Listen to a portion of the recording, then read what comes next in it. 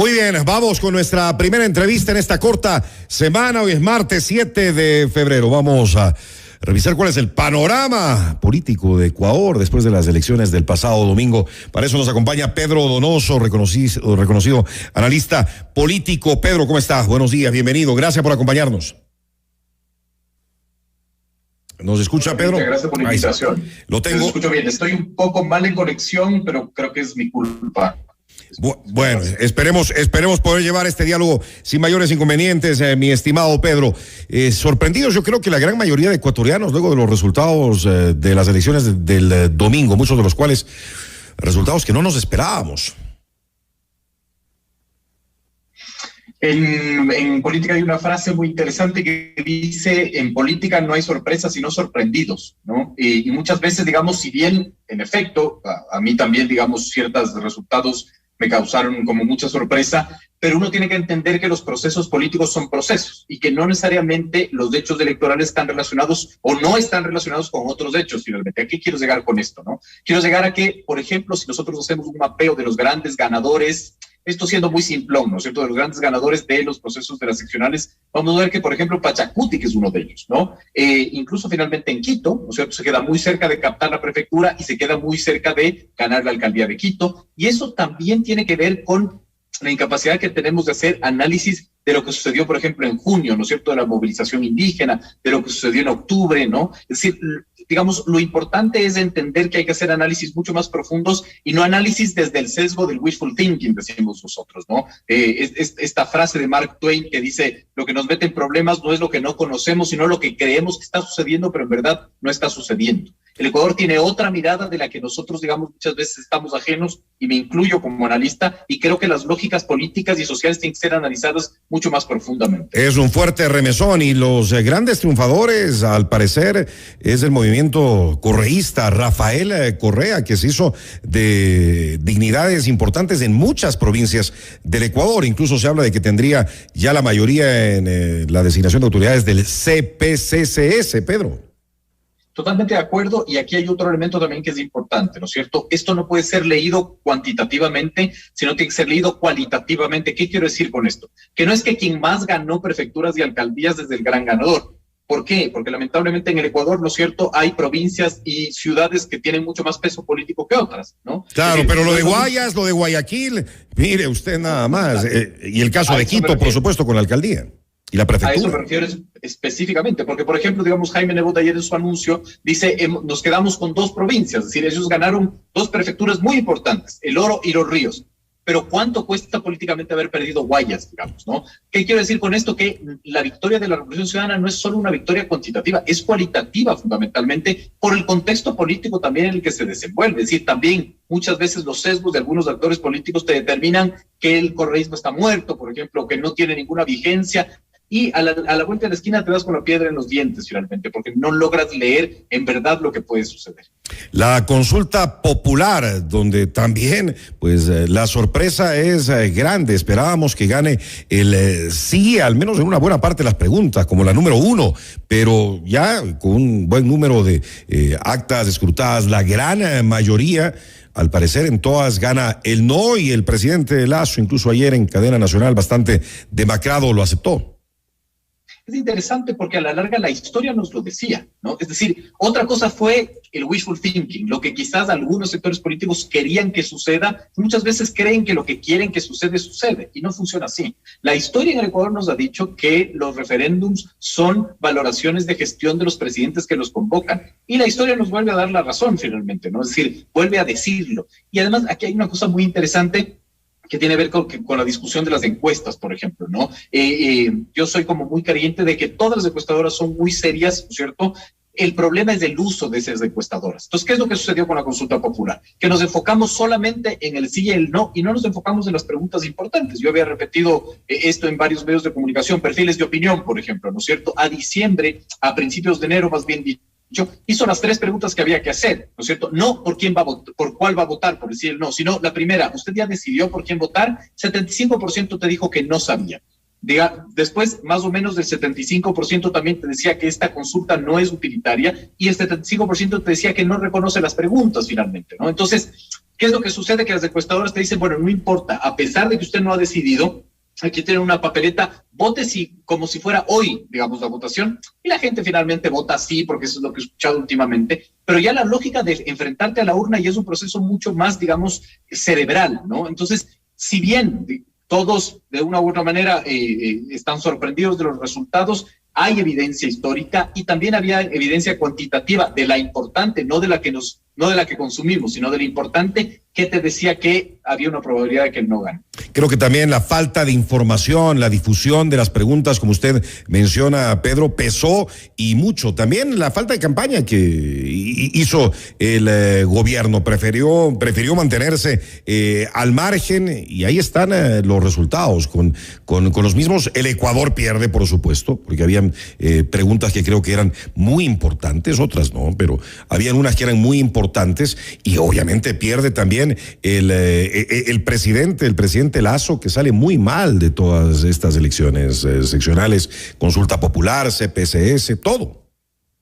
Ahora, hay quizás una lectura, o yo quiero plantear una lectura distinta, ¿no es cierto? ¿Cuál es la lectura distinta? Que si bien el gobierno perdió, ¿no es cierto? Y es un desgaste, y es un golpe duro, yo me hubiese preocupado más siendo el gobierno si ganaba. ¿Y por qué? Por la forma como posicioné la campaña electoral. Y la campaña electoral fue posicionada de parte del gobierno como que la consulta iba a resolver los problemas de inseguridad en el país. Y eso generaba una expectativa gigantesca. Y todos sabemos que una consulta popular no iba a resolver los problemas del país, ¿no? Así es. El gobierno te vendía el sí en el tema de la extradición como la resolución, ¿no es cierto?, del problema de la inseguridad. Pero, por ejemplo, Primicias publicaba la anterior semana que en la zona 8, la zona más peligrosa de la costa, solo hay 10 patrulleros, por ejemplo, ¿no? Es decir, con esa gestión finalmente es muy difícil que se resuelva el problema de la inseguridad y el gobierno vendió una expectativa demasiado alta que yo creo que finalmente le sale bastante barato haber perdido la consulta popular. Y hay otro elemento también, esa consulta popular también te planteaba un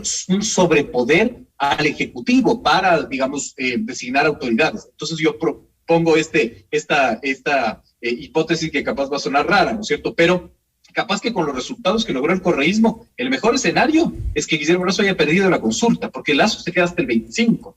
Pero con la fuerza que está retornando el correísmo, capaz que el correísmo gobernaba gracias a la consulta que había ganado hoy y tenía plenos poderes finalmente y muchos más de los que ya puede tener ahora, ¿no? Entonces, a eso me refiero, es decir, muchas veces una victoria tiene que ser leída mucho más profundamente, porque no es solo que ganaste, sino el cómo ganaste o el cómo perdiste, ¿no?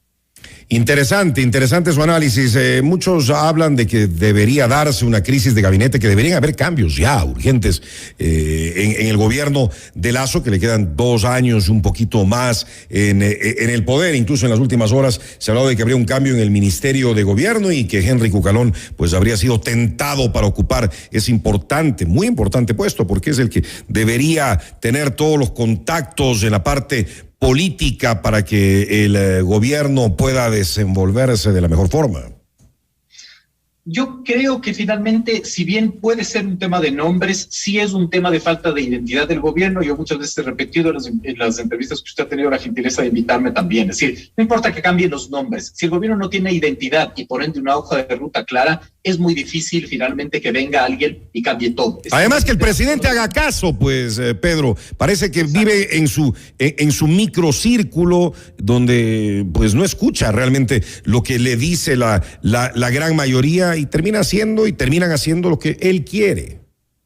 Totalmente de acuerdo, pero además otro tipo de elementos que son mucho más tangibles, el flujo de información, por ejemplo, ¿no? O sea, el gobierno para tomar decisiones de política pública debería tener información. No tenemos información, los resultados del censo aún no están. ¿Cómo gobiernan sin información? Esa es como la gran pregunta. Y después, lo que usted muy bien dice, ¿no es cierto? Acabar con el sesgo de confirmación, que es el que, al parecer, sería el que gobierna el gobierno, finalmente, ¿no? Esto de creer, finalmente, que lo que yo quiero que suceda está sucediendo. Es un error gigantesco y el flujo de información no está llegando y no están marcando el termómetro, ¿no es cierto?, de una dinámica social que es mucho más compleja, finalmente. Si nosotros hacemos un parteaguas, vamos a ver que los antagonistas que el propio Guillermo Lasso creó, como Leonidas Díaz, es decir, el movimiento indígena, como Rafael Correa, son los grandes ganadores de esta elección. Entonces ahí la gran pregunta es, ¿tú provocaste finalmente esa ganancia ¿O a la larga es una dinámica que no logras de entender, ¿no? Es una pregunta que hay que hacer. Se necesitan cambios de fondo y venimos insistiendo en esto desde hace mucho tiempo, desde los primeros meses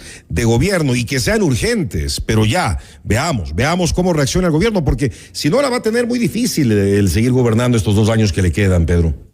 No, totalmente, porque además ya la tensión no solo marca entre las 5 funciones del Estado, sino ahora se aumentan los gobiernos seccionales, ¿no? Es decir, ahora van a haber finalmente una presencia mucho más política y dura de los gobiernos seccionales, y un fenómeno que pasó en los 90 también, cuando el Estado nacional era muy débil.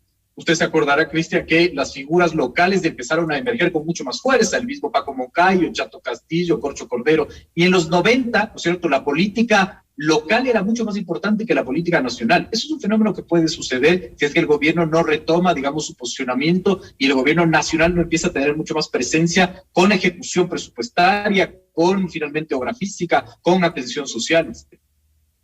¿Cómo le ve usted a Pavel Muñoz para la alcaldía de Quito? ¿Podrá ser una buena alcaldía? Es lo que esperamos todos los quiteños, sobre todo con este desastre que está nuestra querida ciudad al borde del abismo, ya en el abismo. La tiene difícil, no es fácil para nada ser alcalde de una ciudad como Quito.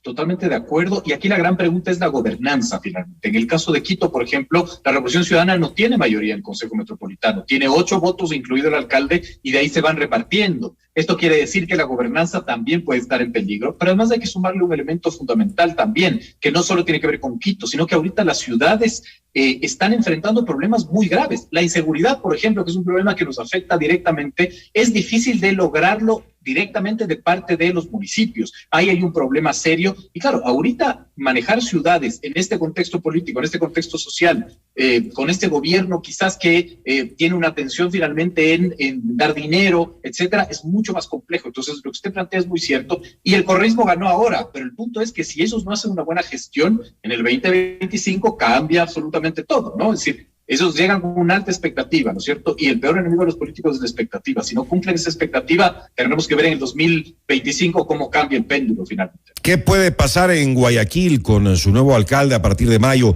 Aquiles Álvarez, sin experiencia realmente en el sector público y manejando una ciudad muy grande y con todos los enormes problemas como los tiene Guayaquil?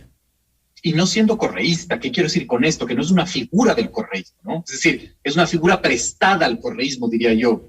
Medio feo mis expresiones, pero lo que quiero decir es que políticamente, ¿no es cierto?, él no es como Marcela Guiñaga, que nace de las entrañas del correísmo. Ya en su carrera, digamos, a la alcaldía de Guayaquil, ya hubo tensión con el ex candidato Arauz, por ejemplo, ¿no? Entonces, habrá que ver cómo ese fenómeno se comporta finalmente, ¿no? Es decir, cómo el correísmo puede mantener el control de su figura, o a la larga puede haber un quiebre también, ¿no? Quién sabe que Aquiles Álvarez pueda, digamos, desentenderse de la disciplina del correísmo. Es un fenómeno muy interesante que hay que seguir. En general, ¿cuál es el panorama político del Ecuador según su criterio, Pedro, para los próximos meses y para los próximos 2 años, sobre todo? Bueno, cuando nosotros hicimos como una proyección del 2023, planteamos un año 2023 partido en 2. El primero, el llamado la congeladora electoral, decíamos nosotros, es decir, que nada se va a mover hasta que no haya resultados electorales. Y ahora sí empieza, digamos, el resto del año, que tiene que ver finalmente con la gobernabilidad. No nos olvidemos que mayo es un mes clave en donde se posicionan las autoridades de seccionales, se posiciona el Consejo de Participación Ciudadana y hay un recambio en la Asamblea Nacional. Cambia el CAL, cambia las presidencias de las comisiones, entonces la gobernabilidad va a ser el gran signo de interrogación finalmente de este año, y habrá que ver cómo el gobierno lo maneja, ¿no? Ahora que tiene un nuevo frente que son finalmente las seccionales. Hay que ver también el movimiento indígena, digamos, y el protagonismo de sus autoridades, es decir, cómo van, por ejemplo, las nuevas autoridades a responder finalmente a una movilización en Quito, por ejemplo, ¿no? Es decir, cómo lo hará finalmente el correísmo, que a veces es, digamos, antagonista del movimiento indígena, otras veces no. Por ejemplo, lo del Lourdes Tibán en la prefectura de Cotopaxi, por ejemplo, es un tema también interesante. Es decir, hay un recambio finalmente parcial, esto eleva las tensiones, y sí, los actores políticos no cambian y no leen mejor el escenario. Creo que el 2023 va a ser un año muy, muy complejo. Me parece, y coincido en eso, que este va a ser un año difícil, Pedro. Totalmente de acuerdo, con tensiones, pero sobre todo con un gobierno que no administra esas tensiones. Y si se mantiene sin administrar esas tensiones, digamos, es muy grave lo que puede venir. Ojalá que con todo esto se despierte el presidente Lasso. Gracias a Pedro Donoso, analista político, por haber estado con nosotros esta mañana. Una buena semana, Pedro. Gracias, Cristian, por la invitación. Gracias, buenos días. Noticias, reportajes y opinión. Cristian del Alcázar.